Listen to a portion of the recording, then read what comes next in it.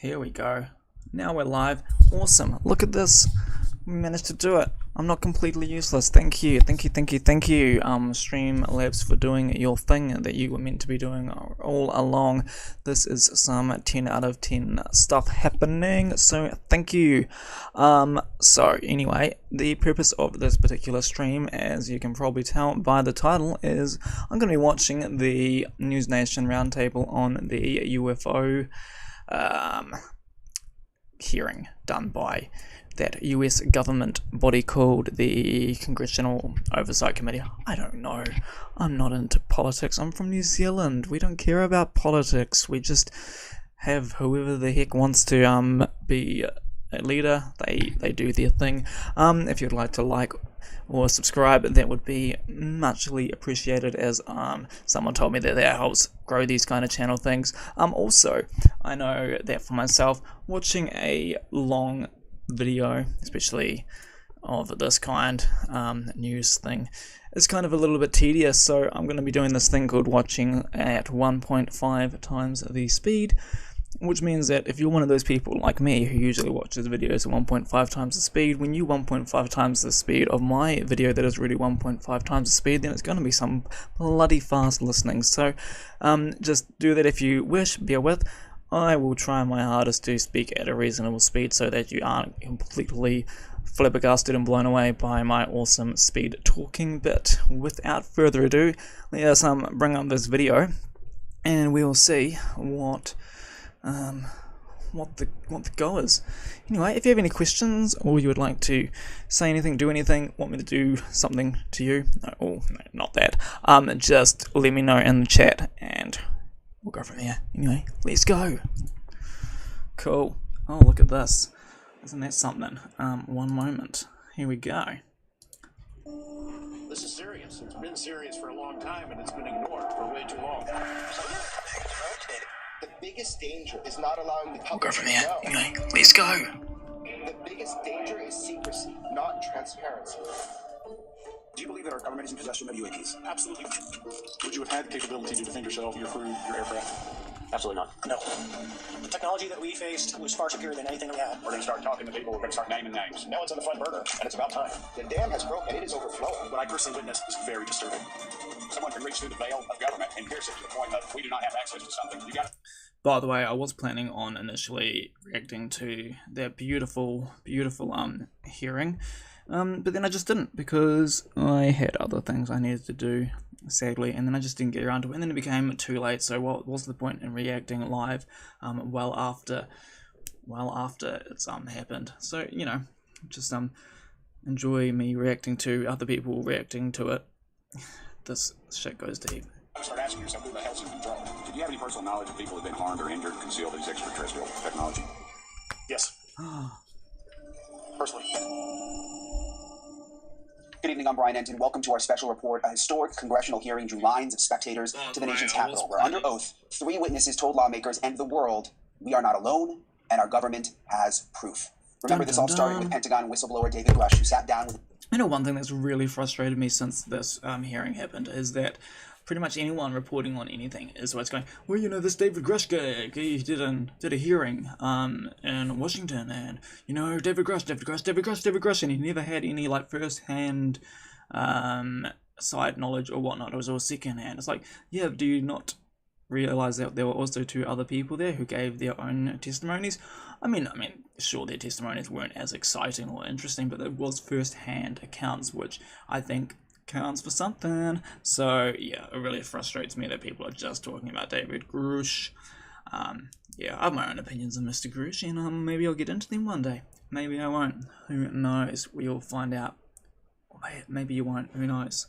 With investigative journalist Ross Coulthart for an exclusive interview with News Nation. He alleged the U.S. government has a secret crash retrieval program and claims it is in possession of UFOs, even bodies of dead pilots. David Grush sat before a House Oversight Committee this week alongside former Navy pilot Ryan Graves and Black Aces Squadron Commander David Fravor, both who say they saw something not of this world. You are going to hear their testimony tonight, along with some new major developments that have come out since that hearing. What Russia knows Ooh, that's fascinating. I did not know that there were new developments about UFOs, and reports Russian warplanes have actually engaged with UFOs. Then we... Oh, no kidding. Russia knows about UFOs and some Russian warplanes have engaged with UFOs. Haven't we known this information for a long time? Even in Grush's testimony, he spoke about that. He spoke about how like Russian nukes were turned on and then turned off by UFOs. So, although the warplanes engaging UFOs, I'm not sure if I've heard that before, but potentially so.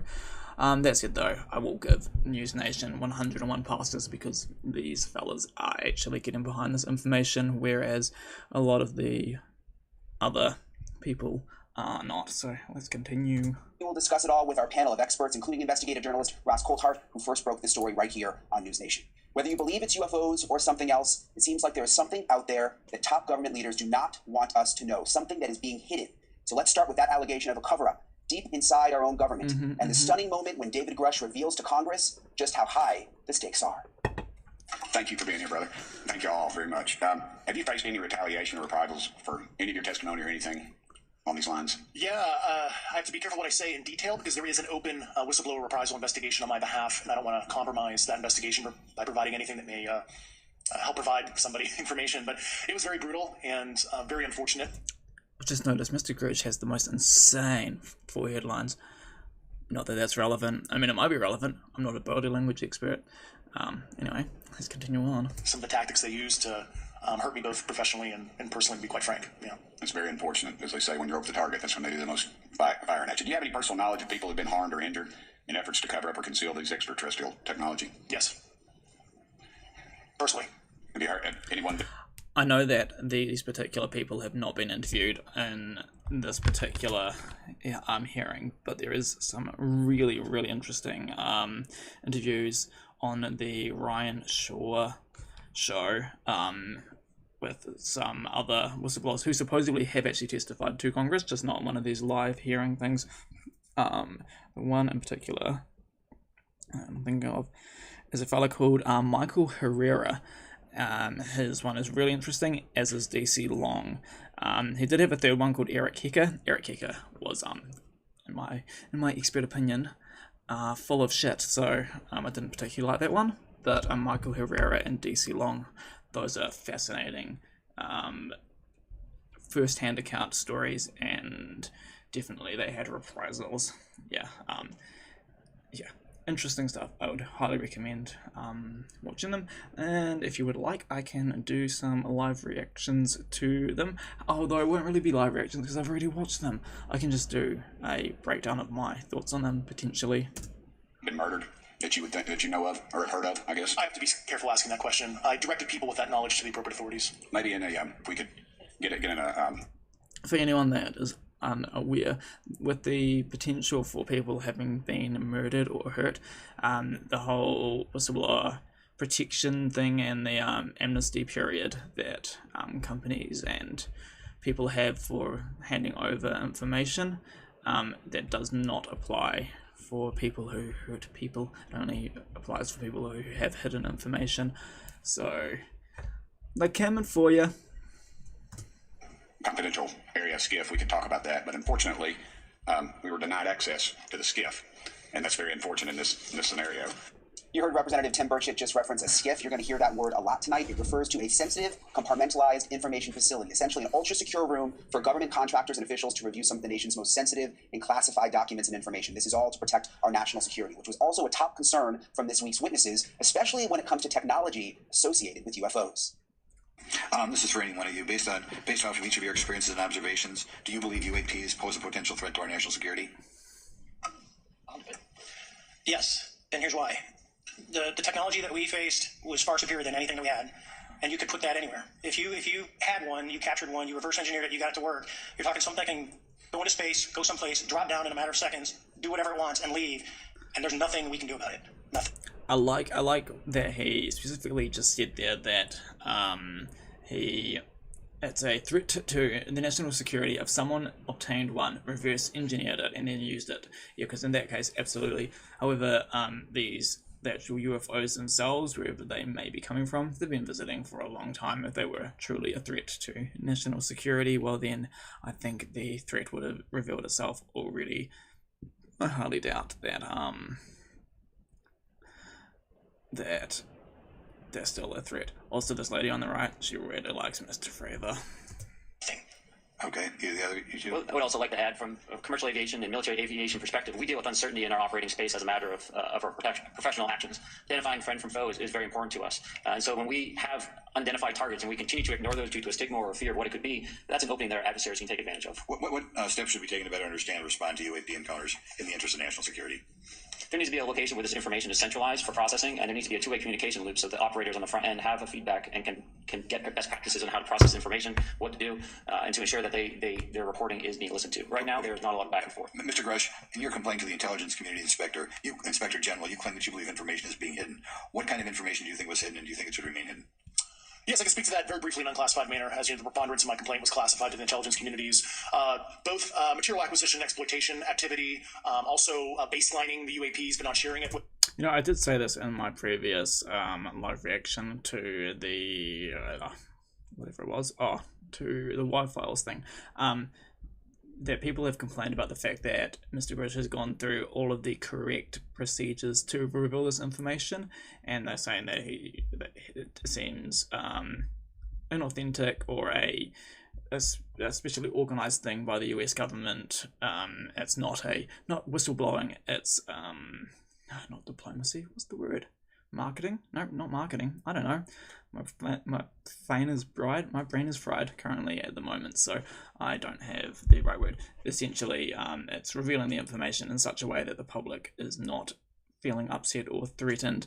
Of course, what people want is they want some whistleblower to come out of the woodwork and go, I saw all this stuff and here are my pictures and whatnot. And of course we have had those kind of whistleblowers many a time, and we will just call them crazy. We call their footage fake.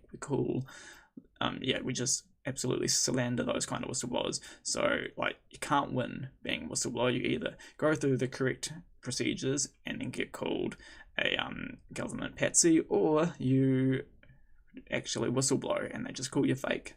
So I respect what Mr. Grush is doing, because even if there is a little bit of fakeness to it, because it is orchestrated by government people, at very least it gets the ball rolling, and this ball that has started to roll is going to snowball into something pretty huge, I do believe.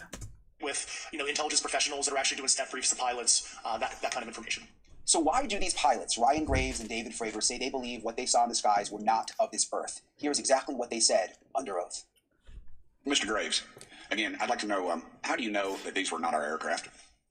Some of the behaviors that we saw in a working area, we would see these objects being at 0.0 Mach, that's zero airspeed, over a certain... I have also heard people say that they think that the fact that they showing up around military installations means that they must be military, like Black Ops military craft, because why else would they be showing up around military zones? I think you would find that if you are the US military testing UFO thing, why would you be flying them around people like this Mr. Graves here, or David Fravor? Doesn't make sense, because once you do that, then instantly you've got witnesses. If you are really wanting to actually test these things, test them where people aren't. The fact that they have just been consistently showing up for the last 8+ years, or even longer. I mean, actually his thing was 2004, but he said that he knew of them happening for at least 8 years. The people who are trying to keep a secret are doing a really terrible job if their way of keeping a secret is by making it bloody obvious to everyone.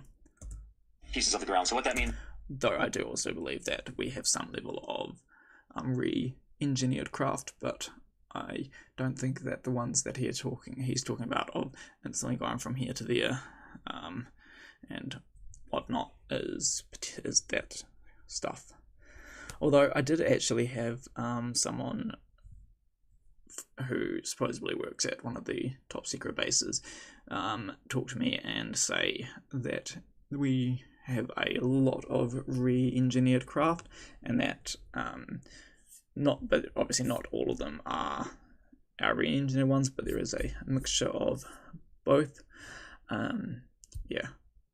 I think it would be pretty laughable to assume that humans haven't managed to re-engineer some level of the technology, but I doubt that they are able to make it to the same caliber as the actual UAPs, because we don't, although we might be able to recreate it using our technology, we won't be able to use whatever insane methods they use to do stuff at the subatomic level. It's just like a river. If you throw a bobber in, it's going to float downstream. These objects were staying completely stationary in Category 4 hurricane winds. These same objects would then accelerate to supersonic speeds, 1.1, 1.2 Mach, and they would do so in very erratic and quick behaviors that I don't have an explanation for. Okay. Have you spoken to commercial and military pilots that have seen these off of our East Coast? I have. Okay. Mr. Favor, I noticed that in the Tic Tac video, it's Tic Tac like the candy, not TikTok like the Chinese Communist app. That's correct. Yes, sir. I just want to make that because my daughter corrected me on that and called me a boomer and said, "Hey, boomer," and I said, "No, baby, it's Tic Tac like the candy. You're gonna have to just look it up." You know, I've seen, Mr. Burchett, Mr. Tim Burchett, does make a lot of really cringe-worthy jokes. I mean, great jokes, dad jokes, jokes that keep people watching. But the particular one there, people think is a bit silly that he's saying, not like TikTok, actually just Tic Tac. But it's really, it is quite a fair point, because a lot of the young people, like his daughter, listening to this stuff and hearing the word Tic Tac, they're automatically going to assume he's talking about something from TikTok, because it's just such a big thing with Gen Z these days.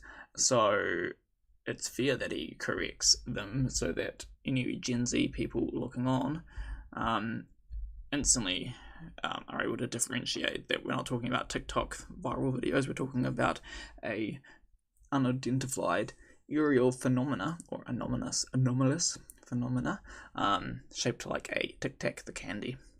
But I would also like to say today is a day of many firsts. It's a miracle that we're having this meeting, and it's also a miracle that my wife has put up with me for 9 years today. Today is my anniversary, so I want to tell my wife happy anniversary and that I love her very much. As she likes to say, Thanks, this 9 Dad. years have been the best 2 years of her life. So, thank you. Mr. Favor, what astonished you the most about the flight capabilities of these Tic Tac, very briefly? The performance. Absolute performance. It was. And you're not aware of any other objects that anybody in the world has, in this world, that has those capabilities? No, I think it's far beyond actually our material science that we currently possess. Are you aware of any other reconnaissance platforms that have tracked or recorded the Tic Tac's maneuvers, maybe the NORAD system or any of the others? I am not. You heard Representative Tim Burchett really trying to get to the bottom of who knew what and when they knew it. He wants names and he wants titles, but as you're about to hear, a lot of that information, David Grush says he cannot share publicly. Thank you, Mr. Chairman. I'm going to direct this, I believe, to Mr. Grush, but if any of you all feel like you need to jump in, just jump right in. We're good. Has the U.S. government become aware of actual evidence of extraterrestrial, otherwise unexplained forms of intelligence? And if so, when do you think this first occurred? I like to use the term non-human. I don't like to denote origin. Keeps the aperture open, both scientifically. Certainly, like I've discussed publicly. I like the fact that Mr. Grush specifically does not define what he is talking about. And obviously there is a lot of people who go, why don't you just call it what it is? Call it aliens, call it ETs, call it whatever.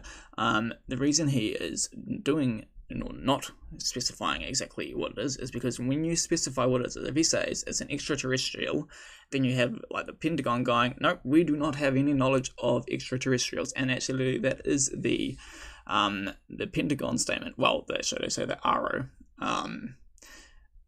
The RO statement from the Pentagon, so it's not the Pentagon as a whole, but the RO part of it.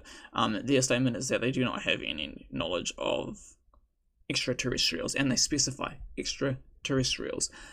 Also, they say that they have not received any information about extraterrestrials, so they're being very specific with their answers. And I mean, it'd be really easy for them to say, no, we haven't had any knowledge of extraterrestrials, because they know that actually these things are extra-dimensionals or whatever. I mean, extraterrestrial just means a being from another Earth. Extra meaning external, terrestrial, terra, Earth, out of not this Earth but another Earth. Previously 1930s. Okay. Can you give me the names and titles of the people with direct first-hand knowledge and access to some of these crash retrieval programs, and maybe which facilities, military bases that were covered? Sorry, give me just one moment. I'm just hearing a little bit of banging.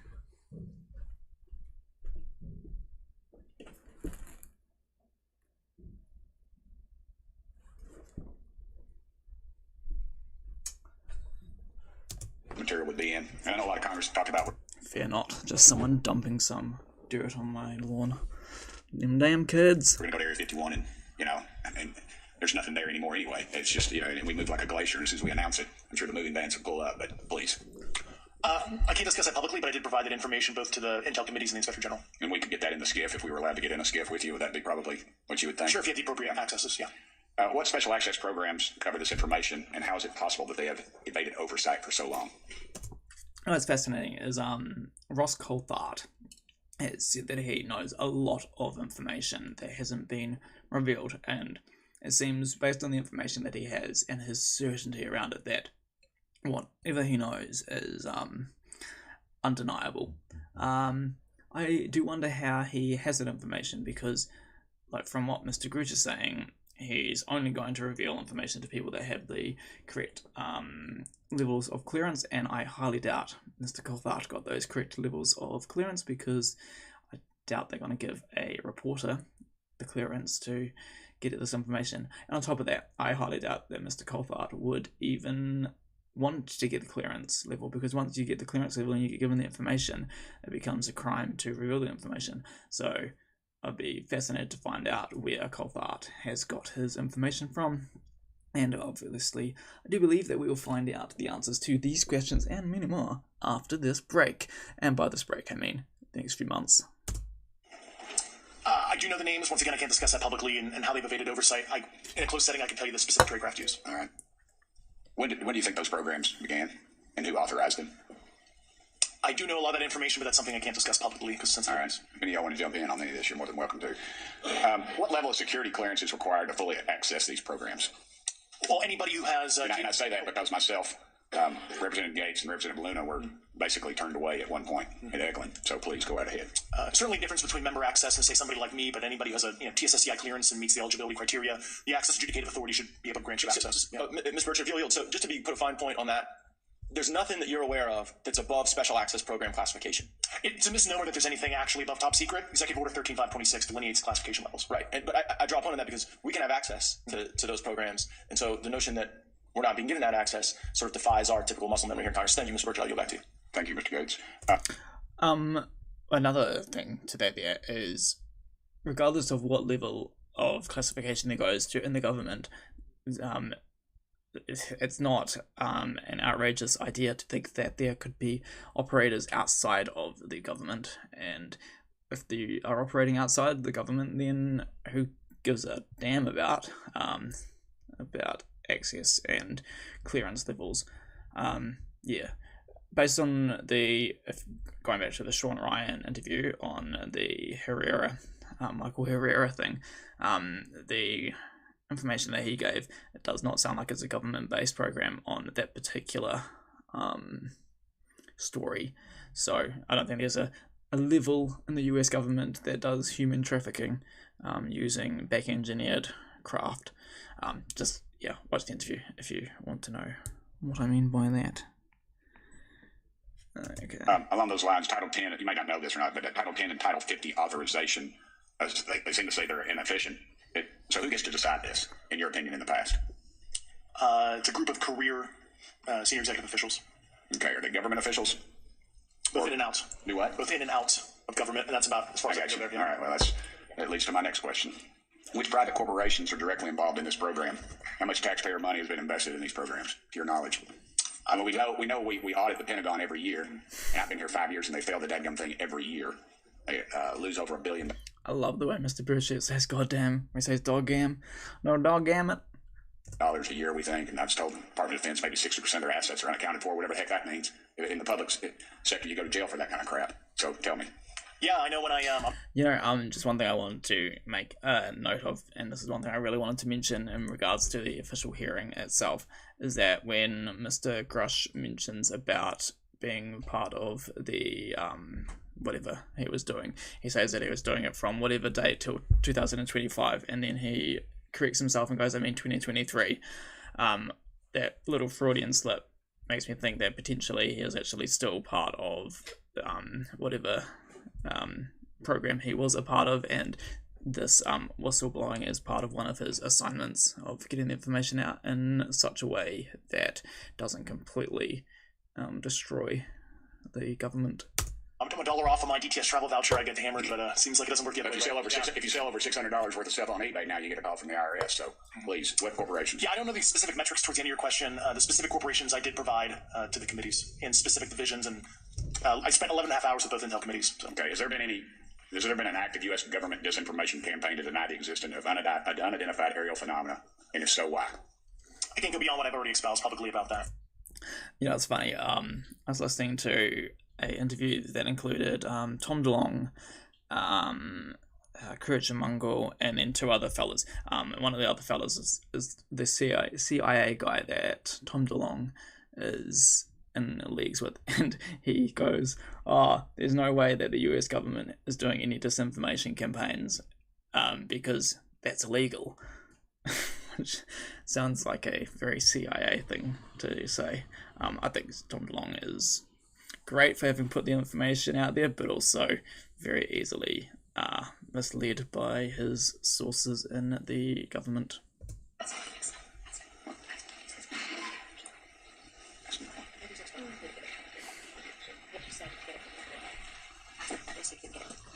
Okay, I've been told to ask you what that is and how to get it in the record. What have you stated publicly in your interviews for the congressional record? If you reference my News Nation interview, and I talked about a multi-decade, campaign to disenfranchise public interest, basically. Yeah. I apologize, Mr. Chairman. I yield back negative 21 seconds. On the note of what they've just been talking about, the disinformation, the disenfranchise thing, the behavioral panel did a breakdown of his initial interview with Ross Goldthart on News Nation, and although I am disappointed that the behaviour panel have only broken down that particular aspect of everything that's been going on, and I mean they've done him, and they've done Bob Lazar, and they've done a few other minor UFO whistleblowers from back in the day. They've done nothing on any of the recent stuff, and there is a lot of recent stuff that they could easily be doing, but their conclusion was that Mr. Grish is still a part of a sophisticated disinformation campaign, just based on the way he was talking about disinformation campaigns. And I don't disagree with them, because as I mentioned before about the whole Freudian stuff of saying that he works for this department until 2025, I mean until 2023, I think he is part of that campaign. However, I don't think it's in the degree that he's completely trying to completely throw off the public, but he's providing disinformation in the sense that the full truth would be the full truth is far bigger. It's like he is finding a way for the government to reveal what they know in a very controlled, precise way. So he is part of that carefully curated release of information, and in a sense that is disinformation. I mean, it's a lie by omission, by not revealing all that they actually know. So I do believe he is still a part of that, but I think for the most part, it's for the greater good. Of course, though, it could be specifically spun in ways that could be quite damaging. Okay, this is really just the beginning. Buckle up, because we have a lot more ahead from those hearings, including more about an incident at Eglin Air Force Base that got the attention of Florida Representative Matt Gaetz, and AOC's exchange with the witnesses over a possible money trail. Plus, If you believe we have crashed craft, stated earlier, do we have the bodies of the pilots who piloted this craft? the shocking answer to that question and much, much more, it's all coming up in this live. Give me, I don't know, give me 20 seconds and I'll be right back with you. So just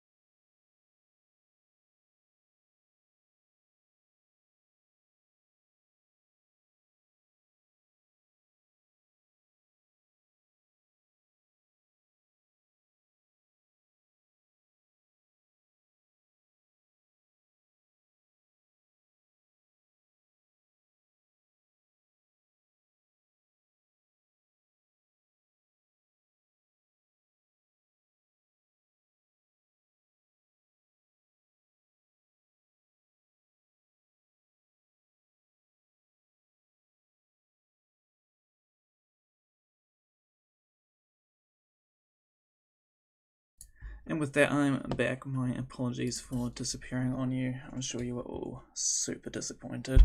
Anyway, let's continue with this thingy. Special right after the break. Do we have bodies? Do we have species? Of Well, bodies? naturally, when you recover something that's either landed or crashed, sometimes you encounter dead pilots. And believe it or not, as fantastical as that sounds, it's true. That was definitely one of the most shocking claims made by Pentagon whistleblower David Grush during his exclusive interview with investigative journalist Ross Coulthart right here on News Nation. You're going to hear from Ross later in the show. We'll have him on live, along with other experts as part of our roundtable on the historic hearings and what comes next and what's been learned since those hearings. But first, Congresswoman Nancy Mace presses for more information about what military pilots Ryan Graves and David Fravor say they encountered, and she pushes David Grush on his claim about dead pilots, where he shares even more detail. So my first question, I have several questions, and if we can just be quick on these first two, I'm going to ask each of you the same question, and then I'll get to each of you individually. The first one, when you reported your experience... You know what, as I mentioned earlier on, I was planning on doing a direct breakdown of the actual hearing, which I only managed to watch about half of it, and I guess this here, the roundtable is pretty much just a greatest hits of that particular hearing, so... You know, you get my live reaction here of both the hearing and the News Nation thing on 1.5 times speed, so you get it all quickly. Experiences with the UAP, did any of you face any repercussions with your superiors, yes or no? No. No. I've actually never seen anything personally, believe it or not. All right. And then do you believe there's an active disinformation campaign within our government to deny existence of UAPs, yes or no? I don't have an answer to that. As previously stated publicly, yes. I think previously with like Project Blue Book, yes, but currently I don't speak for the United States government. Okay, thank you. I have a few... Even the whistleblowers I was talking about on the Sean Ryan podcast, they didn't get any blowback from like their superiors. They got blowback from whoever the heck they bumped into and got threatened by, but they weren't their superiors. They were people there. They did not know who they were. Questions for Mr. Graves. What percentage of UAP sightings in your belief go unreported by our pilots? This is an approximation based off of my personal experience speaking with a number of pilots, but I would estimate we're somewhere near 5% reporting, perhaps. So like 95% basically don't report seeing UAPs? That's just my personal estimate.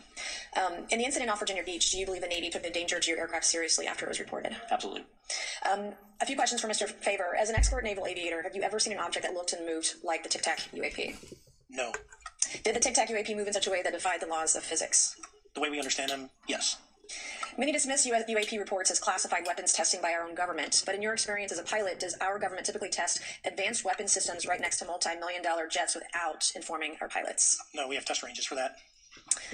Yeah, exactly. That's what I was saying. Like, it would be stupid for them to test things out. The only reason they could potentially be testing them there is because they wanted to see whether or not they are able to avoid detection. But, I mean, once again, why would you not be doing that in a test range when you could have one of these fighter jets up with the latest radar and then you put one of these UFO things in the sky? There is no logical reason I can think of that the US government would do that. And I mean, if you have a logical reason that you can think of, please put it in the comments, and I am wanting to hear alternative takes and see whether or not it makes any kind of logical sense to me what the alternative takes are.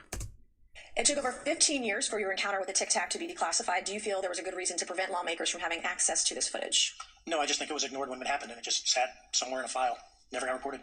In a drawer. It happens a lot up here. Shocker. Mr. Grush, a couple of questions for you too, sir, this morning.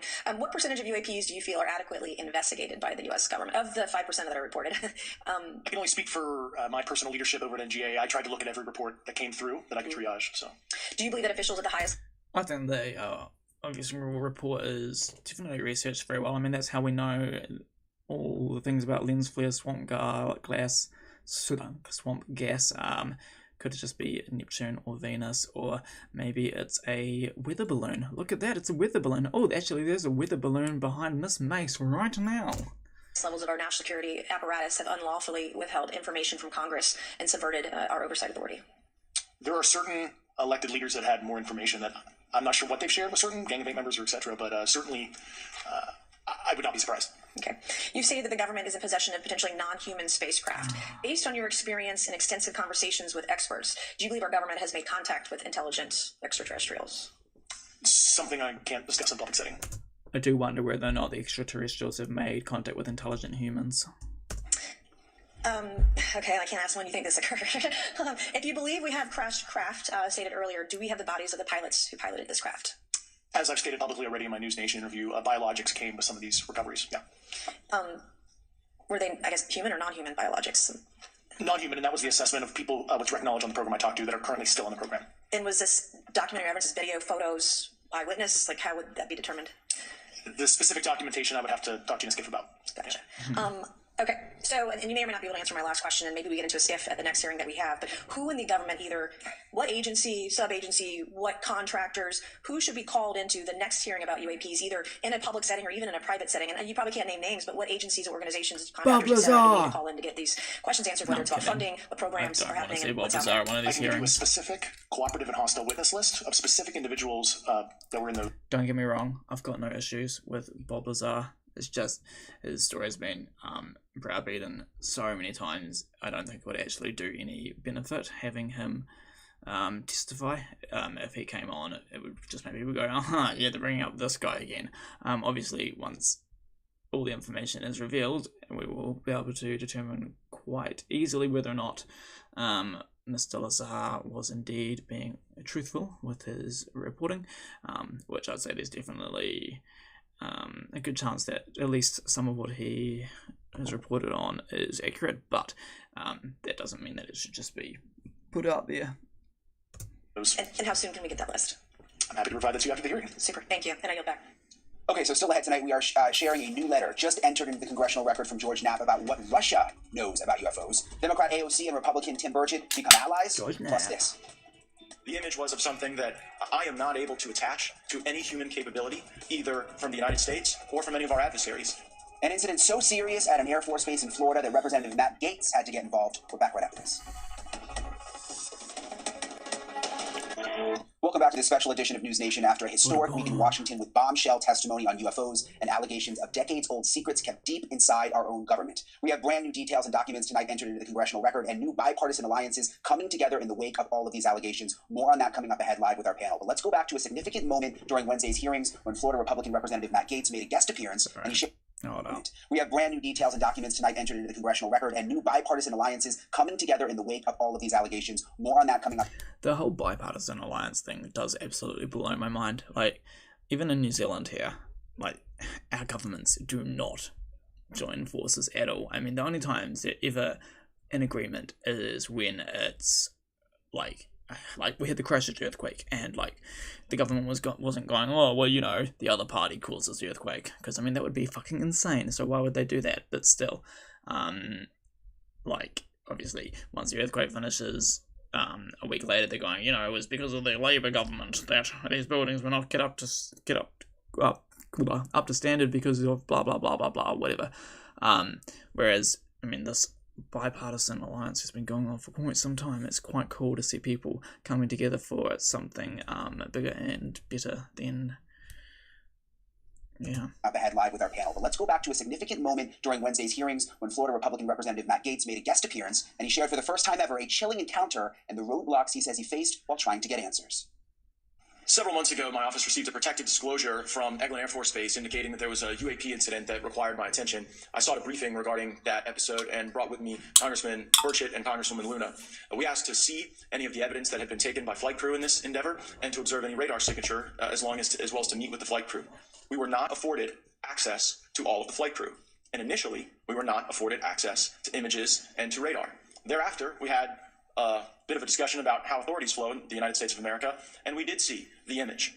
And we did meet with one member of the flight crew who took the image. The image was of something that I am not able to attach to any human capability, either from the United States or from any of our adversaries. And I'm somewhat informed on the matter, having served on the Armed Services Committee for 7 years, having served on the committee that oversees DARPA and advanced technologies for... Did he say that it was an orb? Wait, hold up, so I need to go back.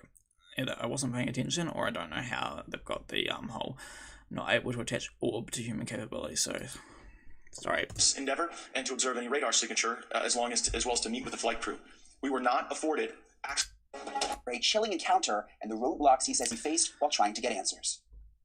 Several months ago, my office received a protected disclosure from Eglin Air Force Base indicating that there was a UAP incident that required my attention.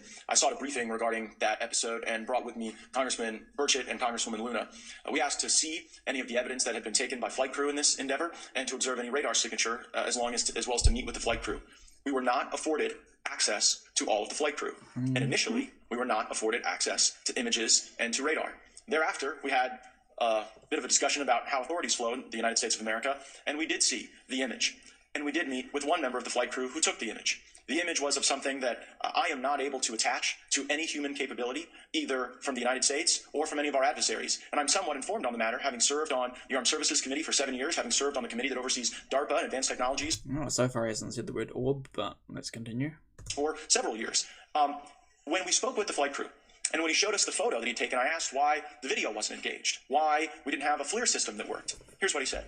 They were out on a test mission that day over the Gulf of Mexico, and when you're on a test mission, you're supposed to have clear airspace. Not supposed to be anything that shows up. And they saw a sequence of 4 craft in a clear diamond formation for which there is a radar sequence that I alone have observed in the United States Congress. One of the pilots goes to check out that diamond formation and sees a large floating, what I can only describe as an orb. Again, like I said, not of any human capability that I'm aware of. And when he approached, he said that his radar went down. He said that his FLIR system malfunctioned and that he had to manually take this image from one of the lenses, and it was not automated in collection as you would typically see in a test mission. So I guess I'll start with Commander Fravor. How should we think about the fact that this craft that was approached by our pilot had the capability of disarming a number of the sensor and collection systems on that craft? Well, I think this goes to that national security side. You can go back through history of things showing up in certain areas and disabling our capabilities, which is disheartening. And for us, I mean, like I said, it completely disabled the radar on the aircraft when I tried to do it. And the only way we could see it is passively, which is how we got that image. So I think that's a concern on what are these doing, not only how they operate, but their capabilities inside to do things like this. And how should we think about 4 craft moving in a very clear formation, equidistant from one another, in a diamond? In all of the phenomenon, perhaps, Mr. Grave, that you've analyzed, have we ever seen multiple craft in a single formation? I had one particular case, and that was during the gimbal incident.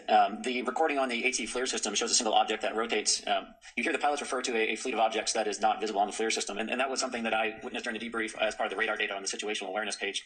I would like to add, however, Congressman, there's a small bit of anger, I would say. I would feel that those pilots are still facing that difficulty in reporting this topic, and they don't have the tools to be able to mitigate this issue. It just goes to show how serious this is and why this is such an important issue for our pilots and for our nation. It was stated explicitly to me by these test pilots that if you have a UAP experience, the best thing you can do for your career is forget it and not tell anyone, because any type of reporting, either above the surface or below the surface, does have a perceived consequence to these people, and that is a culture we must change if we want to get to the truth.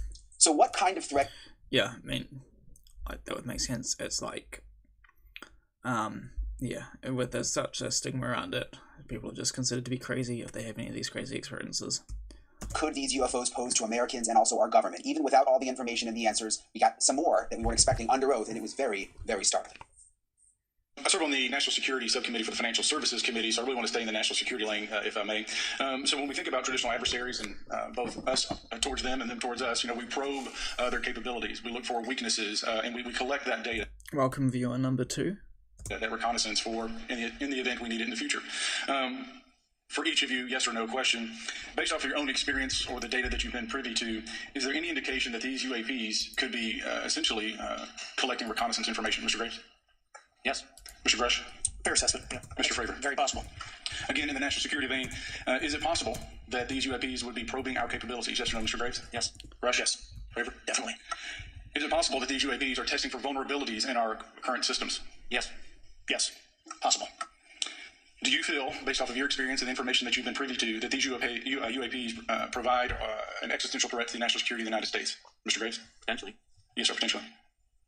Same answer, potentially. I'd say definitely, potentially. Mr.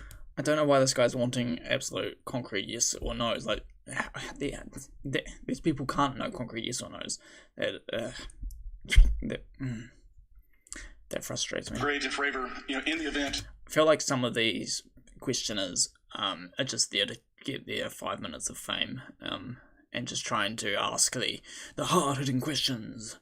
But actually, in reality, he's just wasting time, because how can they know whether or not he's wanting yes or no's? He goes, Potentially, or sure, no, yes. It's fucking that your potentially. encounters had become hostile. Would you have had the capability to defend yourself, your crew, your aircraft? Absolutely not. Sir?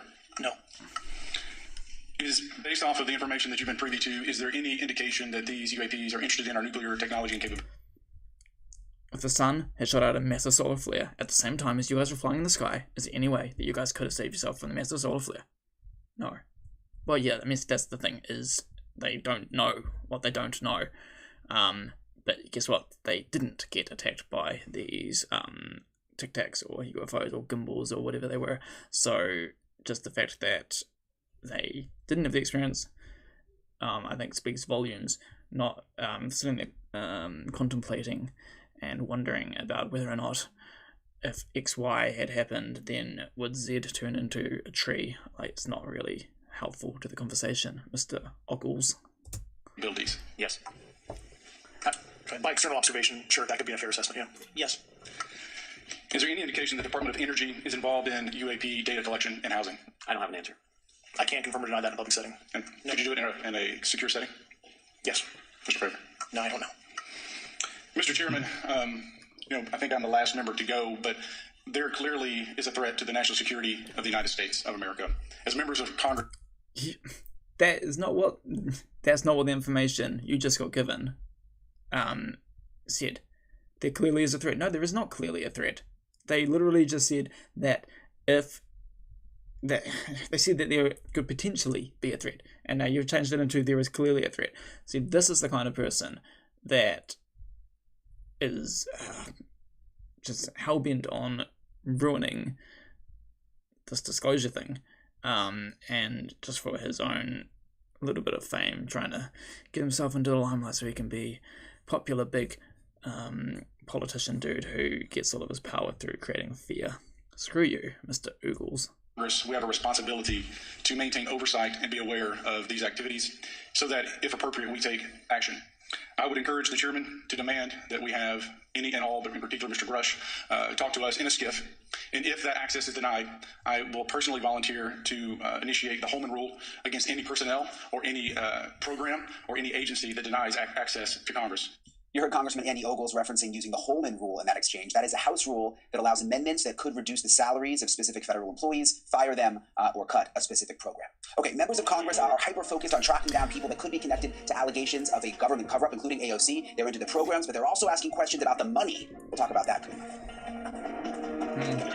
Pentagon whistleblower David Grush's bombshell claims in an exclusive News Nation interview has set off unprecedented movement in Washington and new calls for transparency from notable lawmakers, including Democrat Alexandria Ocasio-Cortez, who tries to connect the dots between alleged UAP secret programs, government contractors, and government agencies.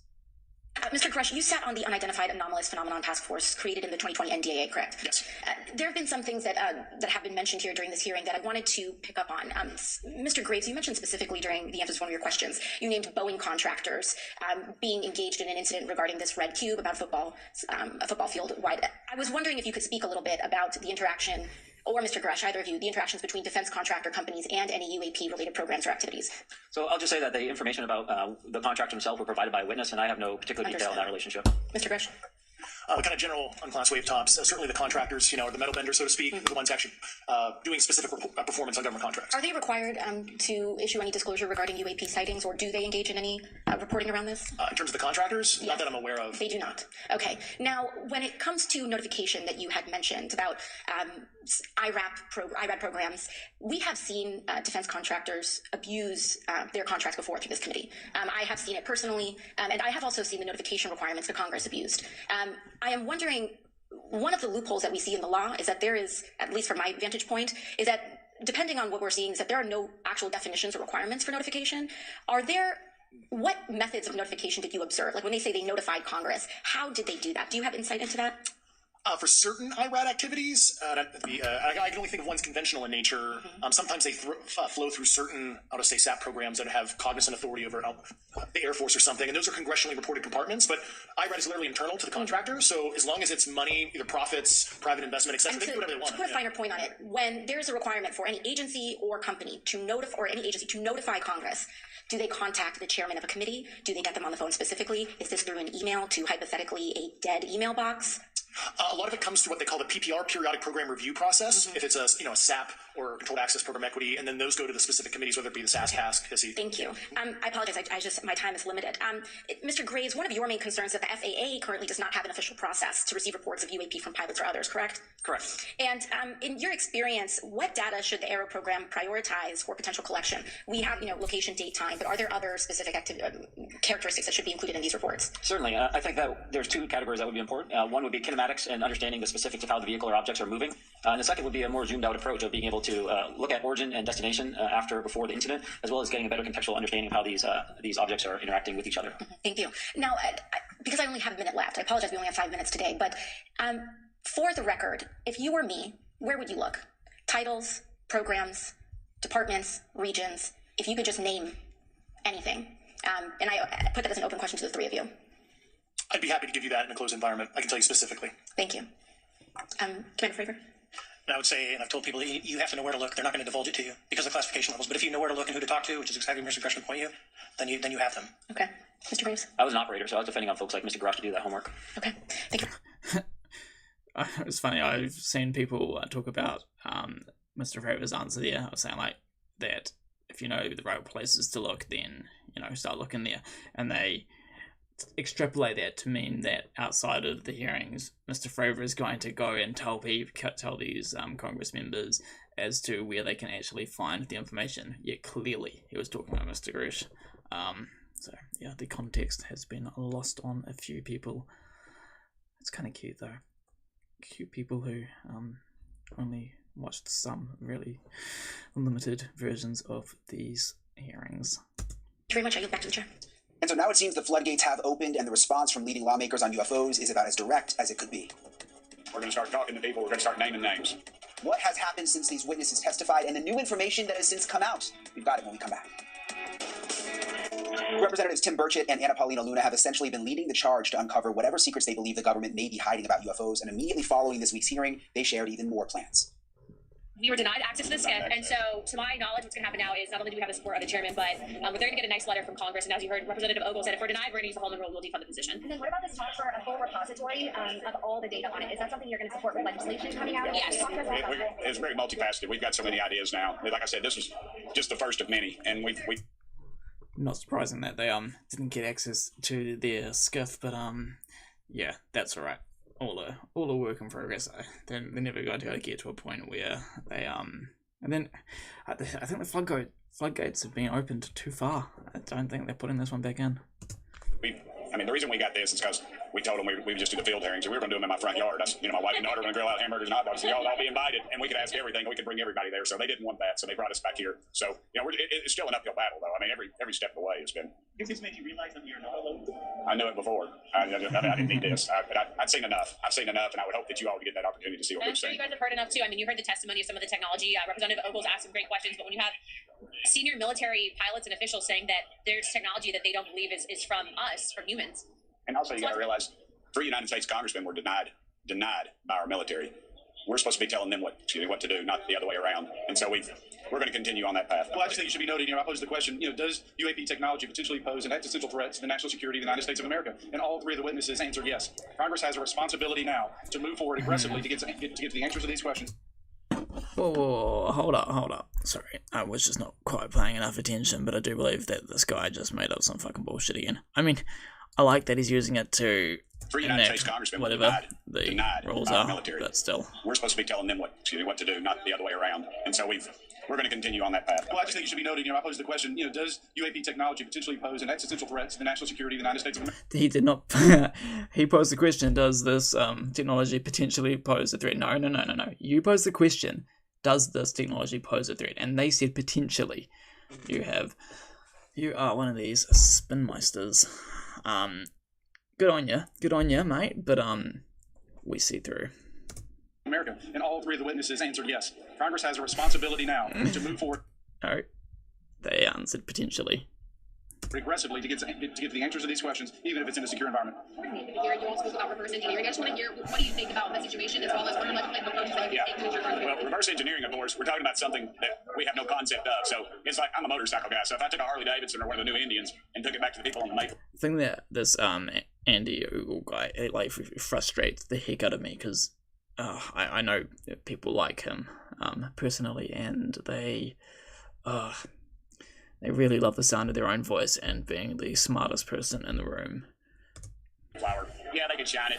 They wouldn't be able to fix the carburetor. And will twist anything to make them be the person who got it right. They wouldn't know change the plugs. They might be able to figure out where the gas goes. They might get it started. But that's sort of where we're at with the reverse engineering. You know, it's just so much ahead of us. But the question you have to ask, and it was alluded to in there, was that it's been handed off to people within the business community so that there is no FOIA, that you all in the press have no access. So, you know, where does the line end and where does it begin between the government and big business? And I think it'd be wise for you all to start looking at some financial disclosures of some of those corporations, some of the people who do the stonewalling in this town. You talked about the intel communities blocking access. Continue to see that. And my second question is about the corporations. You mentioned corporate interests. I'm wondering if you all are planning on naming names in that sense. Well, that's why we want to get in the skiff and get some of those names if these folks can stay healthy long enough. But again, I had a piece of legislation, very simple. It just said that when a commercial airline pilot reports a sighting or something unusual, anomaly in the air, that when he reports that to FAA, they report it to Congress. And I was told by leadership that it was blocked by the intelligence community, not the intelligence committee, but the intelligence community. And that is a very chilling effect. If someone can reach through the veil of government and pierce it to the point of we do not have access to something, you got to start asking yourself who the hell's in control. But you guys also should be asking these questions of the intelligence community because we can only do so much as members. That's where you guys really pick up the slack, right? So keep the pressure on. What are your thoughts on pilots? Only 5% of them are reporting. Well, because and if you report, then you're going to get in trouble. Well, Matt Gates alluded to that, and we were there, and that's when the CIA folks got a little nervous when we were talking, and when we were told that apparently that they do destroy the evidence because they don't want to come back and be pulled off the flight line. Now they say they're debriefed, but it's 8 hours. They're interrogated. They're pulled off the flight line. These guys don't make a lot of money. They fly in a $50 million piece of machinery, yet they're treated like dogs. And then on the backside, they get a blemish on their record. So it's military intelligence. Like I've said, military intelligence is like congressional ethics. It doesn't exist. Are you concerned they're using reverse engineering? Are you concerned they're using reverse engineering? That is something that my office can answer. We'll get you the information, but we did request a skiff briefing room for us, as well as Moskowitz, Representative Gates, as well as Representative Burchett and Burleson. Yes. That we will get you that information as well because you touched my office. I will be. I'll be talking to Speaker McCarthy. Actually, he's the one that gave the green light to this meeting. And he's the one because Luna and I went to. Man, you asked me about reverse engineering. Do you think that there's something nefarious going on with reverse engineering? Do you have any reason to believe that? I don't know about nefarious, but this is aircraft Americans. This country has apparently, according to witnesses, that they've retrieved, yet we don't have access to it, that someone else is profiting from it. I think you can get into some, if you have espionage from other countries and things like that, I'd rather we have that than Representative Luna really likes Tim Burchett. It's really cute. Well, that gets to national security issue too. Is if there's technology that's being reverse engineered and it's being done by a third party, who ultimately owns and has control of that technology? So again, those are questions that Congress should be asking and that we get answers to. To that point, David Grush did say in there that he gave information to the inspectors general about where these things are allegedly located.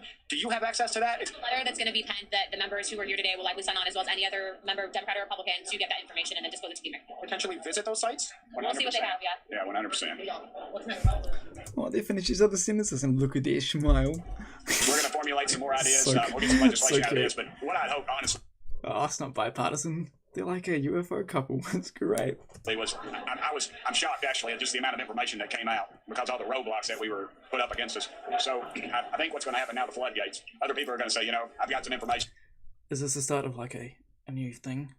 The UFO congressional hearing, love story, Burchett and Luna.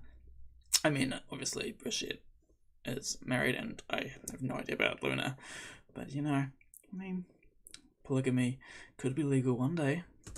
I'd like to come swear in, and that's what we're going to start doing. We're going to start talking to people. We're going to start naming names. I want you to think about this. That something with the capabilities of traveling light years, not showing a heat signature, and the energy capabilities of that would put the Pentagon out of business. We wouldn't be fighting. No, I'm just on the note of what he's talking about there about these things traveling from wherever they're traveling from and just doing insane maneuvers, and then people going like, oh yeah, but they still sometimes crash and whatnot. I mean, firstly, the crashes could be reverse engineered things that were crashed, and potentially there have been abandoned craft that have then been found by humans and reverse engineered. Also, just because